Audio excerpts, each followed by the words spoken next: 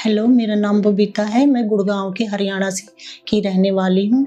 मेरे को 2 साल पहले 2022 में प्रॉब्लम हुई थी लंग्स की। मेरे को खांसी के साथ कुछ ब्लड आया था, तो उस ब्लड से मैं नज़दीक वाले हॉस्पिटल में गई। उन्होंने मेरी ब्रोंकोस्कोपी करी, कुछ दवाइयाँ दी थी कि कुछ दिन के बाद सही हो जाओगे। मैंने फिर उस दवाइयाँ लेके ट्रीटमेंट बंद कर दिया। फिर मेरे को 2024 में 2 साल बाद मेरे को फिर से ये प्रॉब्लम हुई, तो मैं फिर दोबारा उसी हॉस्पिटल में गई। तो उन्होंने मेरी फिर से ब्रोंकोस्कोपी करी। उसमें मेरा लंग्स का लेफ्ट पार्ट का लंग्स पूरी तरह से डैमेज पाया गया। उन्होंने कहा सर्जरी करनी पड़ेगी। फिर मैं घर चली गई। 3 दिन के बाद रहने के बाद फिर मेरे किसी रिश्तेदार ने मुझको बोला कि आप मेदांता में जाओ, वहाँ पे बेस्ट टीम है डॉक्टर की, वो आपको अच्छे से ट्रीट करेंगे। आप एक बार उनके पास जाके देखो, क्योंकि हमारा भी घर का किसी सदस्य का उन्हीं के वहाँ पे ठीक हुआ था उनका ऑपरेशन। फिर हम मेदांता में आए। 14 को हम मेदांता में आए थे।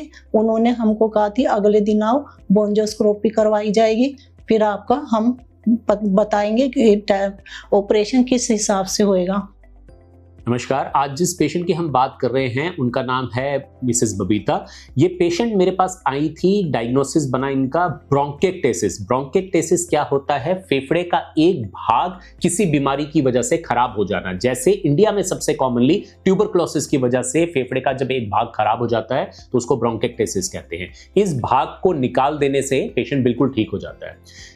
इस पर्टिकुलर पेशेंट में मैं आपको चीज बताना चाहूंगा कि हम हर ब्रोंकेक्टेसिस के पेशेंट की पहले ब्रोंकोस्कोपी करते हैं। ब्रोंकोस्कोपी होता है श्वास नली में एक दूरबीन डाल के अंदर से श्वास नलियों को देखा जाता है, क्योंकि मोस्टली इन पेशेंट्स को हेमोप्टाइसिस या खून आने की बीमारी होती है। तो देखा जाता है कि खून कहां से आ रहा है और उसको नोट किया जाता है, और अंदर का जो बलगम होता है वो भेजा जाता है टेस्टिंग के लिए, टीबी वगैरह की टेस्टिंग के लिए।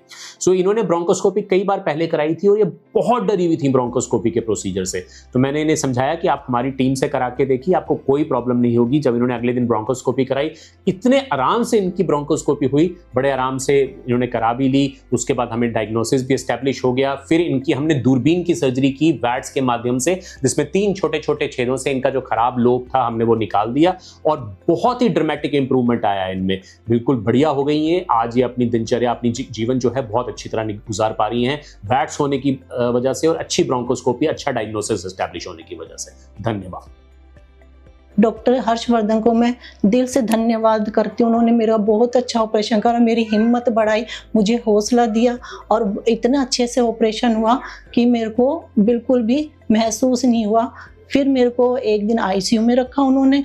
आईसीयू की जो टीम थी, जो नर्सें थी, वे भी बहुत अच्छी थी। उन्होंने बहुत अच्छे से मेरी केयर करी। अगले दिन मेरे को वार्ड में शिफ्ट किया गया।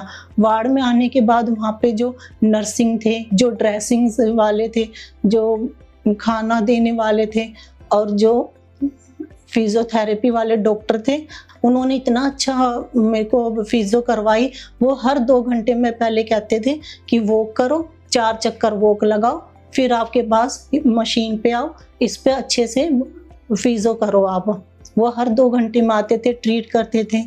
बीच में डॉक्टर्स की टीम आती थी, नर्स की आती थी। बहुत अच्छे से उन्होंने मेरे को हैंडल करा, बहुत अच्छे से समझाया। मेरे को कोई पेन नहीं हुआ। जो शुरू में पेन था वो भी उन्होंने एक्सरसाइज से कम कर दिया। मेरे को 21 डेट को डिस्चार्ज किया गया। डिस्चार्ज के 2 दिन बाद डॉक्टर ने फिर बुलाया। जो मेरे को यहाँ पे नलियाँ लगी थी वो भी बहुत अच्छे से निकाली नर्सों ने। मुझे उसका भी कोई पेन नहीं। मैं अंदर से डरी हुई थी कि ये पाइप निकलेगा तो कितना पेन होगा, पर उन्होंने बिल्कुल भी मेरे को पेन महसूस नहीं होने दिया। अब मैं दोबारा, सर ने मुझे बुलाया टांकों के लिए, कुछ दवाइयाँ चेंज करिए दी है, पर मैं पूरी तरह से फिट हूँ, फाइन हूँ। Thanks for doctor Harshvardhan, thanks for all operation team, thanks for Medanta, please, thank you.